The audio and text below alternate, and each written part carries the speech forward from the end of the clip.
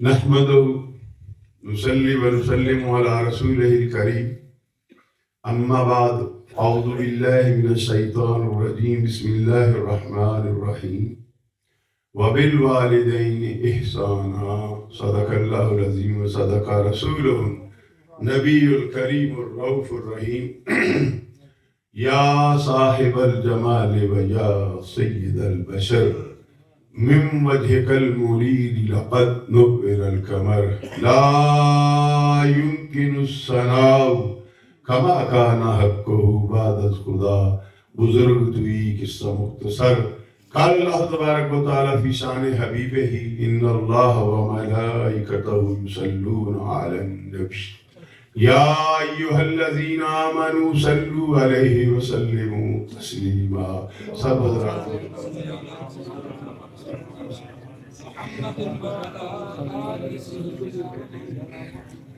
سب حضرات سے ایک التماس ہے کہ جب درود کے لیے عرض کی جائے تو پڑھنا چاہیے. یہ مت سوچیں جیسے ہمارے ہاں بعض اختلافات ہیں کہ ادھر سے یہ پڑھو ادھر سے وہ پڑھو. درود جو آپ اپنے دل سے چاہتے ہیں وہ پڑھ لو. ضروری نہیں کہ عالم دین یا نعت خان الصلاۃ والسلام علیکہ یا سیدی یا رسول اللہ کہہ رہا ہے تو آپ اس کے الفاظ کہیں. آپ کے من میں جو درود آپ کو پسند ہے وہ پڑھیں.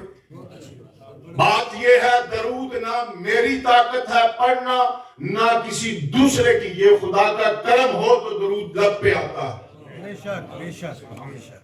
تو والد ایک گرامی ہے وہ جن کی آج یہ رسم ایصال ثواب ہے اور پھر ہمارے محترم مکرم جناب بھائی عتیق الرحمان جو سابقہ میر بھی ہیں اور پھر میرے بہت ہی پیارے بیٹے جناب صاحبزادہ محمد فیاض بشیر صاحب جو ہمہ وقت دین کے لیے کوشاں رہتے ہیں.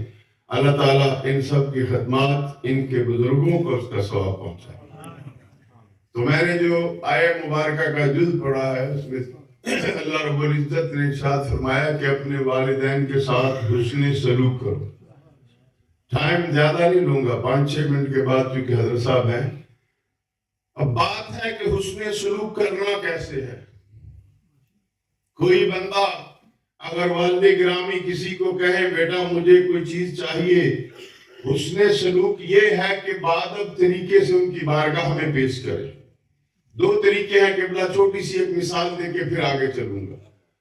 ایک ہے اللہ کے نبی نے فرمایا یہ ہاتھ جو ہے اس سے بہتر یہ ہاتھ ہے. یہ ہاتھ وہ ہے جو مانگنے والا ہے. دوسرا ہاتھ وہ ہے یہ ہے جو عطا کرنے والا ہے. اب بات ہے کسی کے والد یا والدہ نے اپنے بیٹے یا بیٹی سے کہا بیٹی مجھے یہ ضرورت ہے تو چاہیے یہ کہ بیٹے کے پاس اگر ہے تو دونوں ہاتھوں میں ایسے رکھے کیونکہ یہ محبت کی باتیں ہوتی ہیں محبت کے لیے پیش کرتے ہیں. یہ جو نوجوان بیٹھے ہیں شاید ان میں سے کسی کو میری بات اگر سمجھ آ گئی میری بھی بات بن جائے گی اس کی بھی بن جائے گی. اب باپ نے مانگا ہے دینے والے تو ایسے بھی کرتے ہیں لیکن اولاد کے لیے یہ چاہیے دونوں ہاتھوں میں ایسے لے اب کہے ابو جی امی جی یہ پیش ہے. کیوں؟ حکمت اس میں کیا ہے؟ اب بات یہ ہے بیٹے نے پیش کیے اب باپ جب اٹھائے گا تو اس کا ہاتھ اوپر ہے. میری بات سمجھے نہیں خدا کی قسم. اب باپ نے اپنا ہاتھ کہاں باپ کا ہے بولے جی تو خدا کے رسول نے کیا کہا ہے کون سا ہاتھ اچھا ہے؟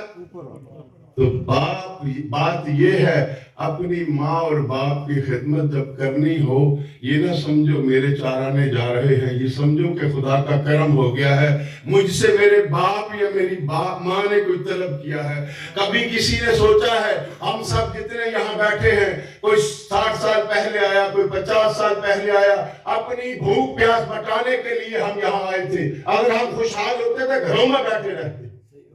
خدا کی قسم کبھی ہم نے سوچا ہے ہماری ماں اور ہمارے باپ نے ہمارے لیے کتنی تکلیفیں اٹھائی ہیں. آج تو اللہ کا فضل ہے ہماری نوجوان نسل پڑھ لکھ کے بہت بڑے عہدوں پہ چلی گئی ہے لیکن جب ہمارے بڑے بوڑھے یہاں آئے تھے تو وہ بیچارے برفوں میں چلتے تھے، ساری رات مزدوریاں کرتے تھے، دن مزدوریاں کرتے تھے، میری بیٹی کا جہیز بن جائے، میرے بیٹے کا فیچر بن جائے۔ کبھی سوچا ہے کہ جس باپ نے اور جس ماں نے ساری زندگی میرے لیے اتنی تکلیفیں اٹھائی ہیں، اگر اس کے لیے میرے رب نے حکم فرما دیا، چونکہ اللہ رب العزت منعم حقیقی ہے، اور والدین جو ہیں وہ انسان کے منعم حادث ہیں۔ اللہ کے بعد اگر انسان کی تخلیق سوائے سیدنا آدم علیہ نبینا علیہ السلام اور سیدہ حوا اور سیدنا عیسیٰ علیہ السلام کو خدا نے بن باپ کے پیدا کیا، باقی جتنی بھی بشریت ہے ان سب کے دنیا میں تشریف لانے کا ماں اور باپ ہی سبب ہے۔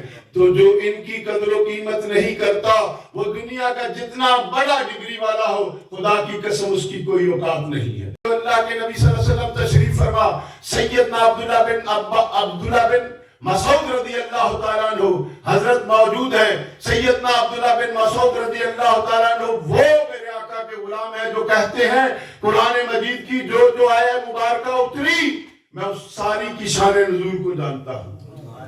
وہ فرماتے ہیں ایک دن ہم صحابہ کرام رضوان اللہ تعالیٰ علیہم اجمعین بارگاہ سرکار میں حاضر ہوئے، حضور تشریف فرماتے مسجد اپنی کریم مسجد نبوی شریف کے اندر، تو پوچھا یا رسول اللہ صلی اللہ علیہ وسلم، اللہ کے نزدیک سب سے محبوب عمل کون سا ہے؟ اللہ کے نزدیک سب سے محبوب عمل کون سا ہے؟ تو میرے اور آپ سب کے آقا و ملجا و ماوا جناب محمد مصطفیٰ احمد مجتبیٰ صلی اللہ علیہ وسلم نے ارشاد فرمایا، وقت پر نماز پڑھنی، وقت پر نماز پڑھنی، یہ نہیں نماز کا ٹائم حضرت صاحب نے فرمایا ظہر 1 بجے ہوگی تو ہم 3 بجے 3:30 بجے آ کے نماز پڑھے، وہ وقت نہیں ہے۔ میرے نبی نے کیا فرمایا؟ اللہ کو کیا محبوب ہے؟ وقت پر نماز کا پڑھنا۔ پھر یا رسول اللہ صلی اللہ علیہ وسلم اس کے بعد کیا؟ بخاری و مسلم کی روایت بیان کر رہا ہوں، یا رسول اللہ صلی اللہ علیہ وسلم اس کے بعد کیا؟ تو میرے آقا صلی اللہ علیہ وسلم نے فرمایا اپنے ماں باپ سے حسن سلوک کرنا۔ قرآن نے کیا کہا؟ ماں باپ سے کیا کرو؟ حسن سلوک کرو۔ ایڈے بڑے عالم دین دی تسی جناب علی مقتدی ہو تے ٹھلے ایڈے ہو کہ بولنا بھی گوارا نہیں کرتے۔ مزہ تو یہ ہے کہ میرے ساتھ آپ بھی بولیں، آپ کی گواہی کر قیامت کے دن یہ مسجد بھی دے گی، یہ لوگ بھی دیں گے، فرشتے بھی دیں گے کہ اے اللہ تیرے اس بندے نے تیری بات کی گواہی دی تھی۔ محترم بھائی، نبی نے کیا فرمایا؟ وقت پر نماز پڑھنی۔ دوسری بات کیا ارشاد فرمایا؟ اپنے ماں باپ سے حسن سلوک کرنا۔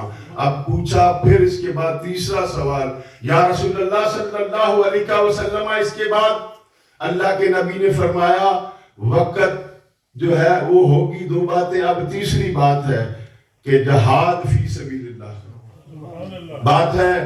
اب ہمارے ہاں کئی علماء ایسے ہیں، کئی فرقے ایسے ہیں جو جہاد پہ بہت زور دیتے ہیں، لیکن کبھی سوچا ہے کہ میرے تو آپ کے آقا نے تو ماں باپ کی خدمت کو سب سے بڑا کہا۔ اس لیے جو جوان بیٹھے ہیں کبھی اپنے ماں باپ کا دل نہ دکھانا۔ میرے نبی صلی اللہ علیہ وسلم تشریف فرما، حضور صلی اللہ علیہ وسلم نے فرمایا جو اپنے ماں باپ کے چہرے کو خوشی سے دیکھتا ہے، کیا کرتا ہے؟ جو اپنے ماں باپ کے چہرے کو مسکرا کے دیکھتا ہے، اسے ایک مقبول حج کا ثواب ہے، ایک مقبول حج کا ثواب ہے۔ میرے اور آپ سب کے آقا و ملجا و ماوا صلی اللہ علیہ وسلم کے پیاروں صحابی کھڑے ہوئے، یا رسول اللہ اگر کوئی 70 مرتبہ، 2 روایتیں ہیں تدبیر کر لیتے، ایک میں 100 ہے ایک میں 70 ہے، یا رسول اللہ صلی اللہ علیہ وسلم اگر کوئی 70 مرتبہ، تو میرے آقا نے کیا فرمایا؟ میرا اللہ اس سے بھی بڑا ہے، کہ تیرے 70 کی بات نہیں، میرا اللہ تجھے اس سے بھی زیادہ اجر دے سکتا ہے۔ محترم بھائی بات ہے، میرے نبی نے فرمایا جب تم اپنے ماں باپ کے چہروں کو دیکھو گے، حضرت صاحب کی موجودگی میں عرض کرنا میری کوئی جرت نہیں، لیکن کرنا اس لیے چاہتا ہوں کہ سبق سنانا چاہیے استادوں کو۔ ایک بات تو بتاؤ، میری اور آپ کی زندگی چلو ہم اوسطن لگا لیتے ہیں 50 سے 60 سال تو ہوتی ہے، کسی انسان کو جب شعور آتا ہے تو وہ 12-15 سال کے بعد ہے. اب کبھی کسی نے یہ سوچا ہے کہ اگر اس نے خوشی سے اپنے ماں باپ کو ایک دن میں جتنی مرتبہ دیکھا ہے اور جتنی اس کی عمر ہے اس کی کیلکولیشن کریں تو نہ جانے کتنے لاکھ حجوں کا ثواب مل جاتا ہے. صرف ماں باپ کے چہرے کو دیکھنے سے. ایک وہ حج ہے جس کے لیے بھی 12-13 ہزار پاؤنڈ لگا کے جاتے ہو، لیکن آپ کے پاس ڈگری نہیں سوائے اس ڈگری کے کہ میرے نبی نے فرمایا من دار قبری وجبت لہو شفاعتی. کعبے میں گئے، آپ کے پاس کوئی کوئی گارنٹی نہیں کہ آپ کا حج اللہ نے قبول کیا یا نہیں کیا، لیکن خدا کی قسم الدہا کے چہرے والے نبی کے صدقے جاؤں، وہ امام الانبیاء بھی ہیں، حبیب کبریا بھی ہیں، خاتم النبیین بھی ہیں، رحمت للعالمین بھی ہیں، اور میرے اور آپ سب کے غمخوار بھی ہیں. فرما دیا جو میرے روزے پہ آ گیا، میرے روزے کو دیکھ لیا، اس کی شفاعت مجھ پہ کیا ہے؟ واجب ہے. اب بات ہے تھوڑی دیر پہلے حضرت صاحب فرما رہے تھے کہ حاجی محمد نذیر صاحب رحمت اللہ تعالی علیہ اس مسجد کے پکے نمازی سن، جماعت کے ساتھ نماز پڑھتے تھے. انہوں نے نبی پاک کی اس حدیث پہ عمل کیا کہ نہ؟ بولیں جی خدا کے واسطے. پھر وہ حج کے لیے جب گئے تو زیارت رسول کریم کو بھی گئے ہوں گے، تو وہ شفاعت کی سند وہاں سے دیکھی. محترم بھائیو، اپنے ماں باپ کا ادب کرو. اللہ تعالیٰ سے فریاد ہے اللہ ہمیں اپنے ماں باپ کی عزت و عظمت اور ان کی توقیر کا خیال کرنا ہمیں ہمیشہ یہ دے. آخری بات یہ ہے کہ ایک شعر سن لے. قاری جوید صاحب، قاری صاحب ایک شعر سن لو. ہر صاحب نے پتہ ہے اللہ دا شانہ میں تقریباً 52 کتابوں کا مصنف ہوں. رسول اللہ کی سیرت بھی لکھی ہے، فقہ پہ بھی لکھی ہے، حضور کی یار و اصحاب پہ بھی لکھی ہے. شعر ایک پیش کرتا ہوں کہ مجھے چونکہ باپ کی شان ہے نا، مجھے اب بھی تیرے قدموں میں سکون ملتا ہے. جن دنوں میری گھر چنگی لگے، اگر ابا راضی نہیں تو جا کے پیر پھاڑ کے راضی کر لے، اماں راضی نہیں تو پیر چوم کے راضی کر لے. مجھے اب بھی تیرے قدموں میں سکون ملتا ہے. مجھے اب بھی تیرے قدموں میں سکون ملتا ہے. تیری تربت سے دعاؤں کی صدا آتی ہے.